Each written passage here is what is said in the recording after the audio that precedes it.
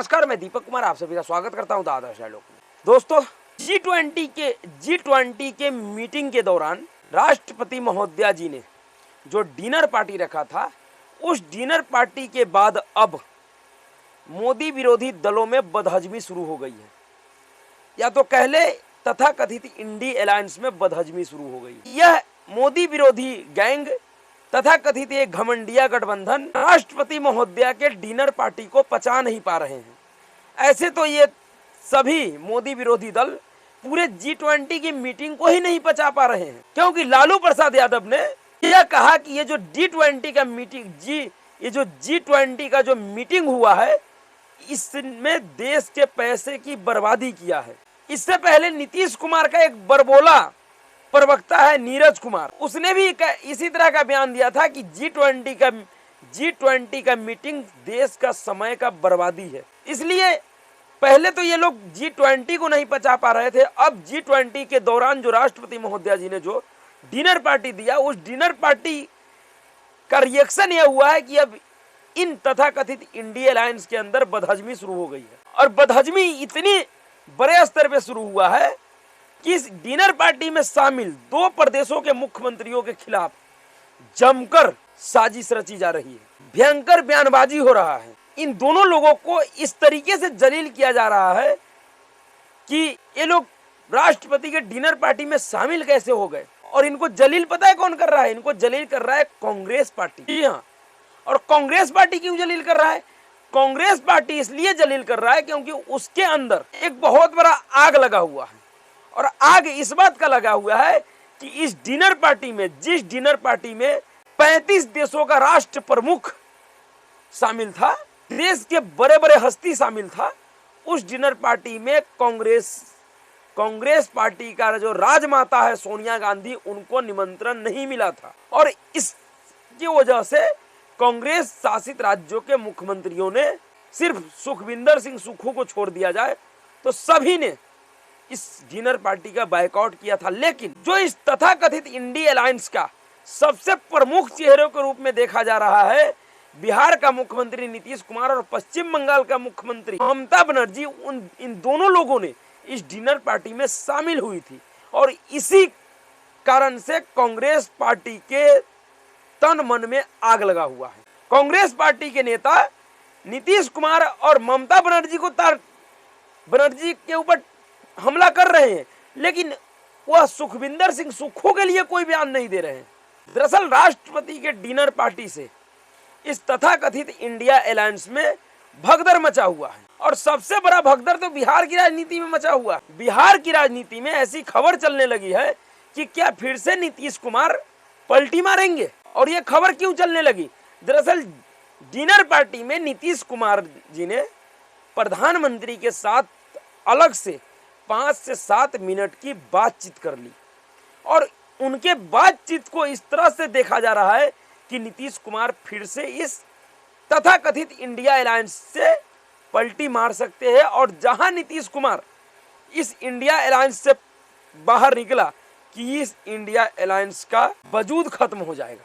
और शायद जिस तरीके का व्यवहार पिछले कुछ समय से नीतीश कुमार जी का है, उनको देखते हुए ऐसा लग रहा है कि नीतीश कुमार जी इस तथाकथित इंडिया अलायंस में अब सहज महसूस नहीं कर रहे हैं, क्योंकि नीतीश कुमार जी को भी समझ में आने लगा है शायद कि वह जिस उद्देश्य के साथ यह इंडिया अलायंस बनाया था, उनका वह उद्देश्य पूरा होता हुआ दिख नहीं रहा है। और उनके उस उद्देश्य की पूर्ति में जो सबसे बड़ा बाधा बना है, वह लालू प्रसाद यादव जी। जी हाँ, और शायद यही कारण है कि नीतीश कुमार लालू प्रसाद यादव के उस षड्यंत्र को समझ गया। और अब नीतीश कुमार अंदर ही अंदर ये सोच रहा है कि किसी भी तरीके से इस तथाकथित इंडी अलायंस से छुटकारा मिले। लेकिन उनके साथ समस्या यह है कि उनके पास अब ज्यादा विकल्प उपलब्ध नहीं है, क्योंकि वह इतने पलटी मार चुके हैं बिहार की राजनीति में कि शायद इतिहास में अगर याद किया जाएगा किसी को दल बदलने के लिए, तो नीतीश कुमार जी को याद किया जाएगा। इसलिए उनके पास कोई व्यवस्थित विकल्प अभी दिखाई नहीं दे रहा है। जैसे ही नीतीश कुमार जी के सामने कोई व्यवस्थित विकल्प दिखाई देगा, तुरंत नीतीश कुमार जी पलटी मारेंगे, क्योंकि उनको समझ में आ गया कि इस इंडिया अलायंस में उनके और उनकी पार्टी का भविष्य नहीं है। जब से नीतीश कुमार इस डिनर पार्टी में शामिल हुए तब से ही नीतीश कुमार को शक की निगाहों से देखा जा रहा है। ऐसे भी तब से तथाकथित इंडिया गठबंधन बना है या इसकी चर्चा शुरू हुई है, तभी से लेकर ममता बनर्जी के सिवाय देश का कोई भी दूसरे दल का नेता नीतीश कुमार जी के ऊपर भरोसा नहीं कर रहा है। और मुंबई के मीटिंग में तो ममता बनर्जी ने भी कह दिया था कि नहीं जी, मुझे भी अब नीतीश कुमार जी पे भरोसा नहीं है। तो ऐसा क्या हुआ? दरअसल नीतीश जी को एक उम्मीद था कि अगर देश में नरेंद्र मोदी के खिलाफ एक गठबंधन तैयार कर दिया जाए तो उस गठबंधन में शामिल दल का मजबूरी होगा कि वह प्रधानमंत्री पद का उम्मीदवार मुझे घोषित करेगा, क्योंकि नीतीश कुमार जी का प्रधानमंत्री बनने का सपना काफी पुराना है, लेकिन वो हर बार किसी न किसी कारण से पिछड़ जाते हैं, प्रधानमंत्री की रेस से बाहर हो जाते हैं। और शायद इसी वजह से उन्होंने सोचा कि क्यों ना हम नरेंद्र मोदी के खिलाफ एक ऐसा गठबंधन बना ले जिसमें देश में जितने भी मोदी विरोधी दल है सब एक मंच पे आ जाए और उस मंच का नेता मुझे घोषित कर दे, क्योंकि इनको लग रहा था कि हमसे बेदाग नेता और अनुभवी नेता इस देश में कोई नहीं है मोदी विरोध के तौर पर। और ये बात सच है। आज अगर नीतीश कुमार जी को छोड़ दिया जाए तो इस इंडी गठबंधन में एक भी ऐसा नेता नहीं है जो बेदाग साफ सुथरी छवि का हो, जिसके ऊपर किसी तरह का कोई एलिगेशन न हो, आरोप न हो। बहुत से तो ऐसे इसमें नेता है जो सजायाफ्ता अपराधी हैं, जिसमें सबसे बड़ा लालू प्रसाद यादव है। और यही सोच के नीतीश कुमार तथाकथित इंडिया अलायंस बनाया था। लेकिन अब नीतीश कुमार को समझ में आने लगा है कि उनके साथ इस इंडिया अलायंस में जो अन्य दल शामिल है वो खेल कर दिया, क्योंकि ना तो वो प्रधानमंत्री पद का उम्मीदवार बन पाए और ना ही वो संयोजक बन पाया। इस संयोजक का लालच देकर लालू प्रसाद यादव इनको राष्ट्रीय राजनीति में लॉन्च करने का सपना दिखा रहे थे। वो लालू प्रसाद यादव भी अब इनका साथ छोड़ दिया। जबकि अगर बिहार में देखा जाए तो नीतीश कुमार का बिहार की राजनीति से हटने से सबसे बड़ा फायदा लालू खानदान को होने वाला, लेकिन वह लालू प्रसाद यादव भी अब नीतीश कुमार को साइड लाइन करके अब डायरेक्ट कांग्रेस पार्टी के साथ यानी दूसरे फ्रंट पे काम शुरू कर दिया है बिहार की राजनीति में अपना पांव जमाने के लिए और नीतीश कुमार को बिहार की राजनीति से आउट करने के। जिस तरीके से राहुल गांधी और लालू प्रसाद यादव के बीच पिछले कुछ दिनों में संबंध गहरे हुए हैं, जिस तरह से उनके बीच मुलाकात हुआ है, चंपारण मटन पार्टी चला, इस सब को देखकर शायद अब नीतीश कुमार को भी समझ में आने लगा है कि लालू प्रसाद यादव अपने बेटे तेजस्वी यादव को मुख्यमंत्री बनाने के लिए अब वह किसी दूसरे रणनीति पे काम करने लगा है। और पटना के बैठक में तो लालू प्रसाद यादव ने खुलकर राहुल गांधी का समर्थन भी कर दिया था, जिससे नीतीश कुमार सकते में आ गए थे कि लालू प्रसाद ये क्या बोल दिया। लेकिन नीतीश कुमार कर भी तो कुछ नहीं सकते हैं, क्योंकि वो मजबूर है। बिहार की राजनीति में नीतीश कुमार के कर्मों की वजह से जदयू का स्थिति इतना कमजोर हो चुका है जमीनी स्तर पे कि नीतीश कुमार जी को समझ में नहीं आ रहा है कि वो बार्गेनिंग करे तो किस ताकत के आधार पे करे। इसलिए शायद अब नीतीश कुमार अंदर ही अंदर विचार तो जरूर कर रहे हैं कि उनको इस इंडिया अलायंस से निकलना है, लेकिन देखना है कि वो निकल पाता है, क्योंकि तमाम मत्थापेची के बाद भी ये तथाकथित इंडिया अलायंस के लोग कह रहे हैं कि हमारे बीच में सब चीज ठीक है। जबकि आप खुद देखिए, आज दिल्ली में शरद पवार के आवास पर इस तथाकथित इंडिया अलायंस के कोऑर्डिनेशन कमेटी का बैठक है और जिस बैठक में जदयू का जो राष्ट्रीय अध्यक्ष ललन सिंह है वो मौजूद नहीं है। यह इतना महत्वपूर्ण बैठक है जिसमें सीट शेयरिंग के मसले पे विचार हो सकता है, लेकिन ये सिर्फ एक मीडिया का हवा है।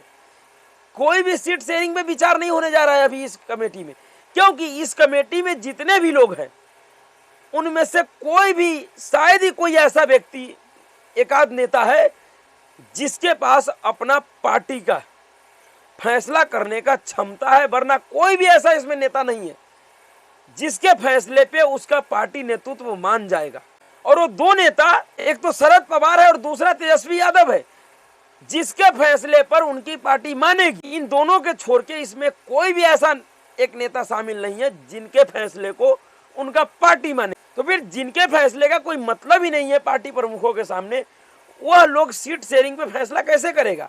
और उस मीटिंग में भी जेडीयू का राष्ट्रीय अध्यक्ष, जो कि इस कोऑर्डिनेशन कमेटी का सदस्य है, वह उपस्थित नहीं रहेंगे। उनके तरफ से जल संसाधन मंत्री संजय झा उपस्थित रहेंगे। और संजय झा की क्या हैसियत है कि उनके द्वारा तय किए गए फैसले पे नीतीश कुमार मान जाएंगे।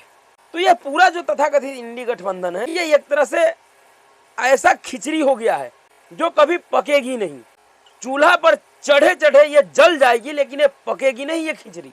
ऊपर से जदयू के अध्यक्ष ललन सिंह ने यह कह दिया है कि नीतीश कुमार पीएम मटेरियल है, हमारा नेता ही पीएम पद का उम्मीदवार होगा, क्योंकि हमारे नेता का छवि जो है वो पूरी तरह से साफ सुथरी और बेदाग है।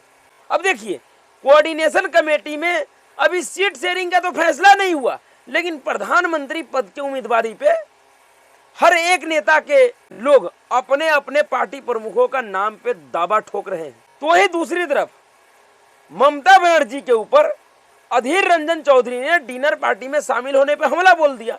अधीर रंजन चौधरी ने कहा कि जब हम सबने डिनर पार्टी का बायकॉट किया तो ममता बनर्जी भला एक दिन पहले ही क्यों पहुंच गया दिल्ली? क्या ममता बनर्जी का एक दिन पहले दिल्ली जाने का मकसद कुछ और था? उसका सीधा सीधा कहना है कि क्या ममता बनर्जी नरेंद्र मोदी से मिल गया है? इस पर टीएमसी के सांसद शांतनु घोष ने कहा है कि ममता बनर्जी कहां जाएंगी, कब जाएंगी, इसके लिए हमें किसी से पूछने की जरूरत नहीं है। और पहले से ही पश्चिम बंगाल में कांग्रेस पार्टी और ममता बनर्जी में 12 की आंकड़ा है। ममता बनर्जी खुल के कह चुकी है कि अगर पश्चिम बंगाल में कांग्रेस पार्टी लेफ्ट के साथ में गठबंधन में रहेगा तो फिर मेरा गठबंधन में रहने का कोई सवाल ही नहीं होता, मैं किसी भी पार्टी से कोई गठबंधन नहीं करूंगी।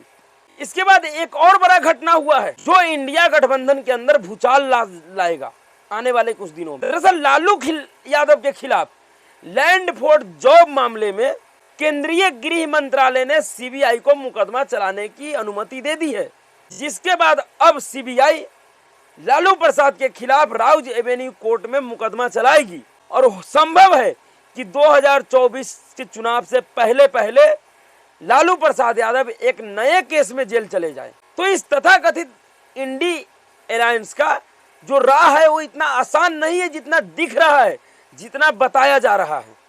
तो आगे देखिए कि इस इंडी अलायंस में क्या हो रहा है। ये कब तक ज्वालामुखी की तरह एक दिखने की कोशिश करेंगे, क्योंकि ये बहुत जल्द फटने वाला है। तो अभी के लिए इतना ही। अगर आपको वीडियो अच्छा लगा तो वीडियो को लाइक कीजिएगा, शेयर कीजिएगा और चैनल को सब्सक्राइब जरूर कीजिएगा। नमस्कार।